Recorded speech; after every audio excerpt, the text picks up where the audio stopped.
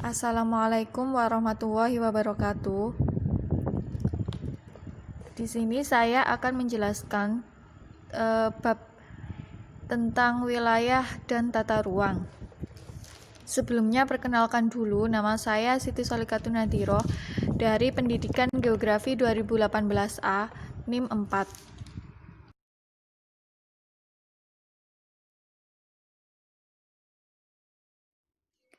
Sebelum menginjak ke materi, di sini saya paparkan tentang mind mapping dari konsep wilayah dan tata ruang.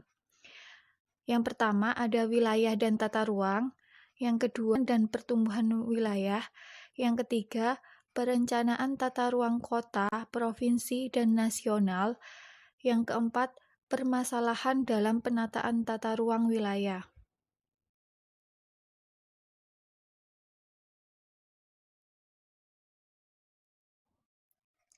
Mari kita mulai belajar tentang konsep wilayah dan tata ruang.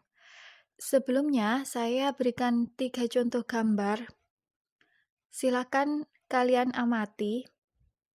Kemudian, apa yang bisa Anda telah dari gambar atas?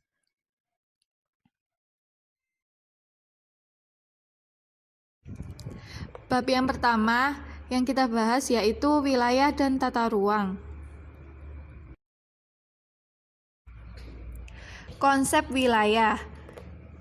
Definisi tentang wilayah dapat dibuat berdasarkan gejala kemanusiaan, gejala alamiah, dan berdasarkan gejala-gejala geografis. Wilayah merupakan suatu kesatuan area di permukaan bumi yang mempunyai ciri dan sifat tertentu yang terjadi karena hubungan yang kompleks antara unsur tanah, air, tanaman, binatang, dan manusia. Mari kita mulai belajar tentang konsep wilayah. Apa sih wilayah itu? Wilayah itu dapat dibuat berdasarkan gejala kemanusiaan, gejala alamiah, dan berdasarkan gejala-gejala geografis. Wilayah merupakan suatu kesatuan area di permukaan bumi yang mempunyai ciri dan sifat tertentu yang terjadi karena hubungan yang kompleks antara unsur tanah, air, tanaman, binatang, dan manusia. Konsep perwilayahan. Apa sih perwilayahan itu? Perwilayahan atau regionalisasi diartikan sebagai upaya mengelompokkan bagian-bagian permukaan bumi untuk tujuan tertentu. Tujuan perwilayahan yaitu untuk meratakan pembangunan di semua wilayah sehingga dapat mengurangi kesenjangan antara wilayah yang satu dengan wilayah yang lain. Yang kedua, untuk memudahkan koordinasi berbagai program pembangunan pada tiap daerah. Yang ketiga, mensosialisasikan berbagai program pembangunan. Contoh dari konsep perwilayahan yaitu pembagian wilayah menurut iklim, ketinggian tempat, topografi wilayah, dan lain sebagainya. Konsep perwilayahan. Apa sih perwilayahan itu? Perwilayahan atau regionalisasi diartikan sebagai upaya mengelompokkan bagian-bagian permukaan bumi untuk tujuan tertentu. Tujuan perwilayahan yaitu untuk meratakan pembangunan di semua wilayah sehingga dapat mengurangi kesenjangan antara wilayah yang satu dengan wilayah yang lain. Yang kedua, untuk memudahkan koordinasi berbagai program pembangunan pada tiap daerah. Yang ketiga, mensosialisasikan berbagai program pembangunan. Contoh dari konsep perwilayahan yaitu pembagian wilayah menurut iklim, ketinggian tempat, topografi wilayah, dan lain sebagainya.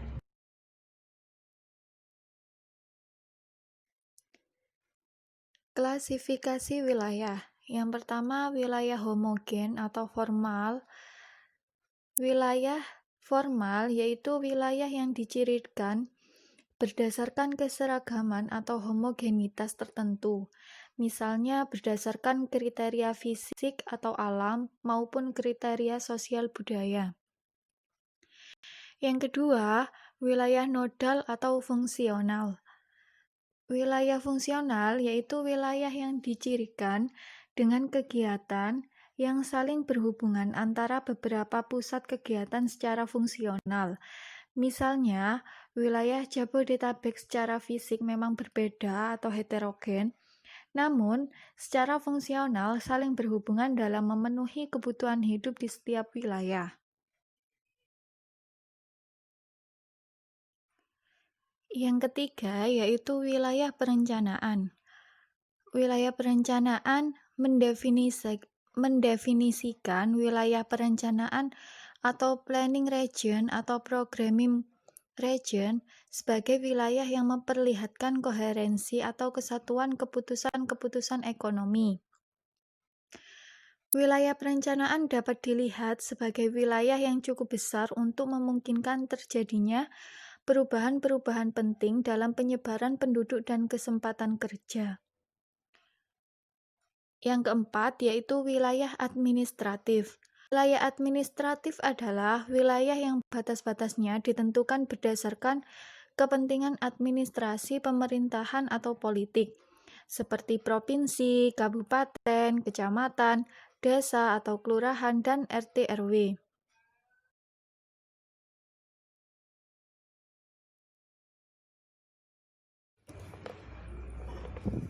Konsep tata ruang. Tata ruang adalah wujud struktur ruang dan pola ruang yang disusun secara nasional, regional, dan lokal. Tata ruang erat kaitannya dengan perencanaan untuk melihat struktur ruang pada kota.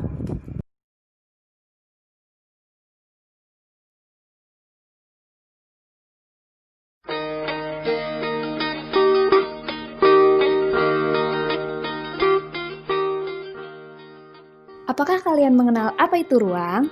Ruang itu adalah tempat hidup manusia bersama makhluk lain.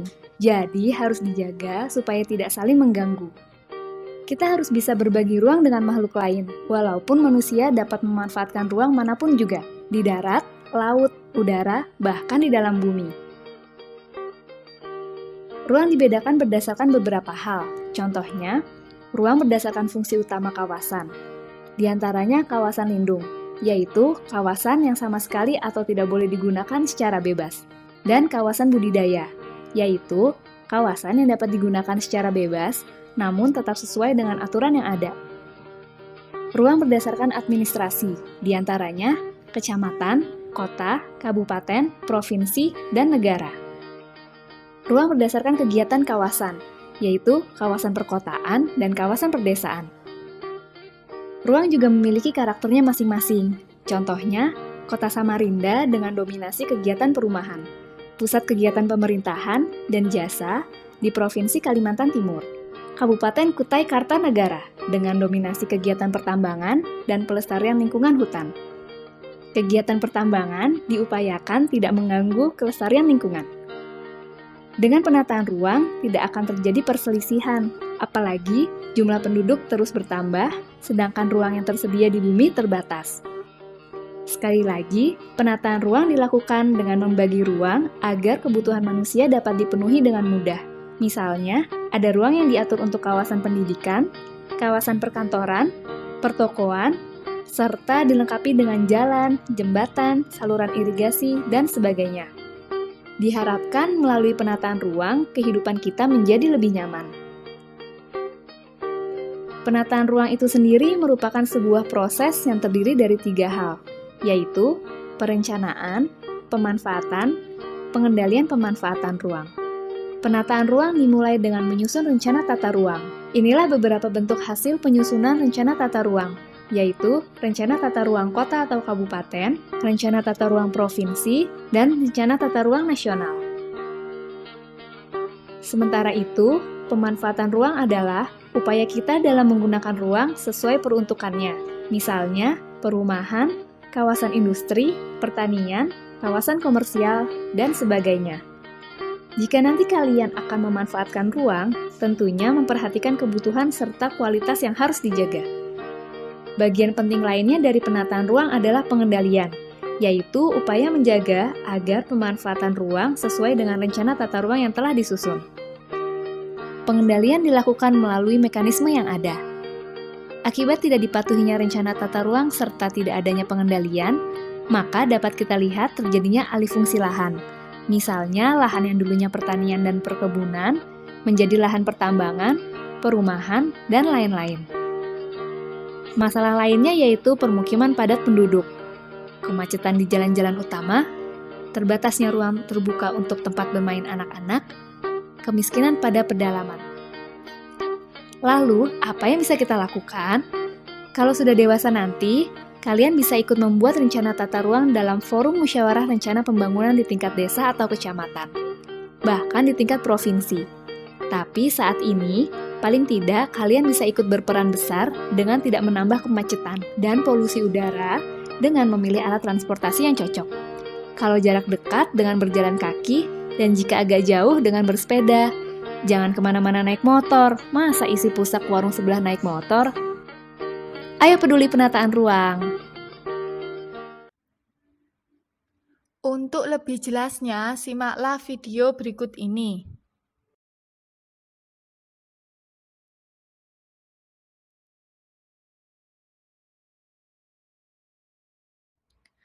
Bab yang kedua yaitu pembangunan dan pertumbuhan wilayah.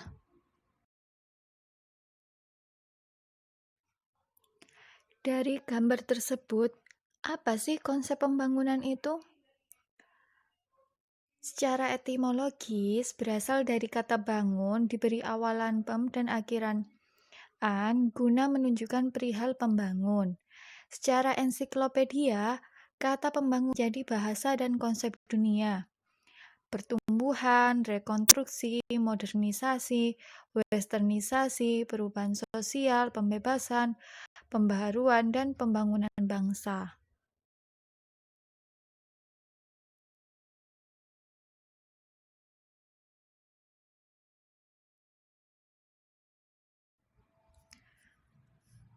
Di sini ada gambar peta wilayah pusat pembangunan di Indonesia.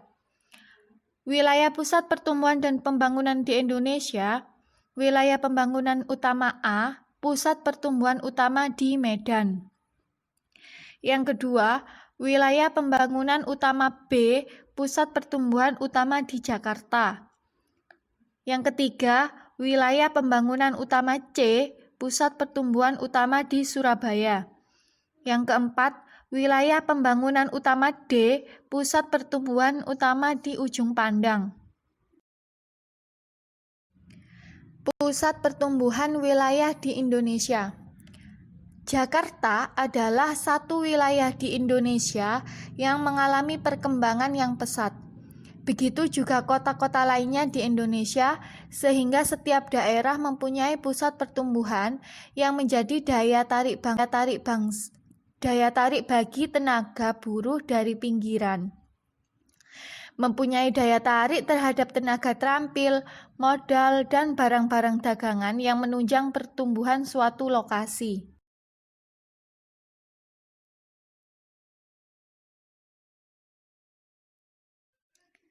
Selanjutnya yaitu teori pusat pertumbuhan. Ada 3 teori, yaitu teori tempat sentral, teori kutub pertumbuhan, dan teori polarisasi ekonomi. Yang pertama, teori tempat sentral. Teori tempat sentral dikemukakan oleh Walter Christaller 1933, seorang ahli geografi dari Jerman. Teori ini didasarkan pada lokasi dan pola persebaran pemukiman dalam ruang. Dalam suatu ruang, kadang ditemukan persebaran pola permukiman desa dan kota yang berbeda ukuran luasnya. Yang kedua yaitu teori kutub pertumbuhan. Konsep kutub pertumbuhan dikemukakan oleh Perroux, seorang ahli ekonomi Prancis. Menurut Perroux, kutub pertumbuhan adalah pusat-pusat dalam arti keruangan yang abstrak sebagai tempat memancarnya kekuatan-kekuatan sentrifugal dan tertariknya kekuatan-kekuatan sentripetal. Yang ketiga yaitu teori polarisasi ekonomi. Teori polarisasi ekonomi dikemukakan oleh Gunnar Myrdal. Menurut Myrdal, setiap daerah mempunyai pusat pertumbuhan yang menjadi daya tarik bagi tenaga buruh dari pinggiran. Pusat pertumbuhan tersebut juga mempunyai daya tarik terhadap tenaga terampil, modal, dan barang-barang dagangan yang menunjang pertumbuhan suatu lokasi.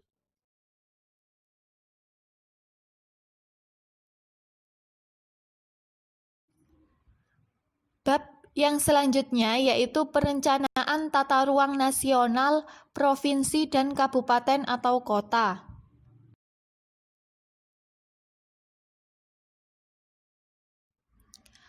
Rencana umum tata ruang. Rencana umum tata ruang dibagi menjadi 3, yaitu Rencana Tata Ruang Wilayah Nasional atau RTRWN. Yang kedua, Rencana Tata Ruang Wilayah Provinsi RT-RWP. Yang ketiga, Rencana Tata Ruang Wilayah Kabupaten atau Kota RT-RWK atau K. Yang pertama, RT-RWN. Rencana Tata Ruang Wilayah Nasional yang selanjutnya disingkat RT-RWN adalah strategi dan arahan kebijaksanaan pemanfaatan ruang wilayah nasional sampai dengan 100 meter di bawah permukaan bumi, 1 km di atas permukaan bumi dan batas luar zona ekonomi eksklusif. Yang kedua, RT-RWP, Rencana Tata Ruang Wilayah Provinsi yang selanjutnya disingkat RT-RWP adalah hasil perencanaan tata ruang yang merupakan penjabaran strategi dan arahan kebijakan pemanfaatan ruang wilayah nasional dan pulau atau kepulauan ke dalam struktur dan pola ruang wilayah provinsi.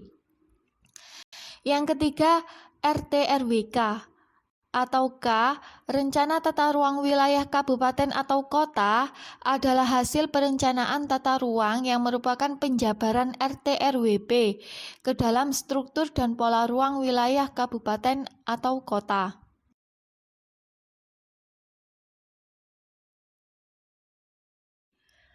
Bab yang selanjutnya yaitu perencanaan tata ruang nasional, provinsi, dan kabupaten atau kota.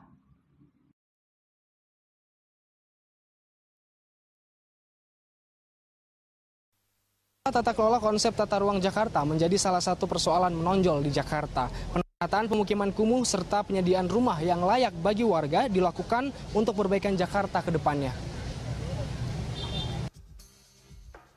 Sebagai ibu kota negara, permasalahan yang dihadapi pemerintah Provinsi DKI Jakarta memerlukan penanganan yang komprehensif. Berbagai persoalan menonjol memerlukan perhatian serius, diantaranya soal konsep tata ruang Jakarta, penataan permukiman kumuh, serta penyediaan rumah yang layak bagi warga. Penggusuran terhadap hunian keluarga dan unit usaha di Jakarta mengalami peningkatan dan menjadi perhatian serius. Pada tahun 2015 terjadi 113 kasus penggusuran dan pada tahun 2016 terjadi 193 kasus penggusuran. Harga tanah yang terus meroket juga mengancam penduduk berpendapatan rendah dan menengah untuk mendapatkan rumah dengan harga terjangkau di kota Jakarta. Tim Liputan Berita 1, Jakarta. Di sini saya akan menyajikan video tentang permasalahan tata ruang yang ada di Indonesia. Silakan diamati dengan seksama.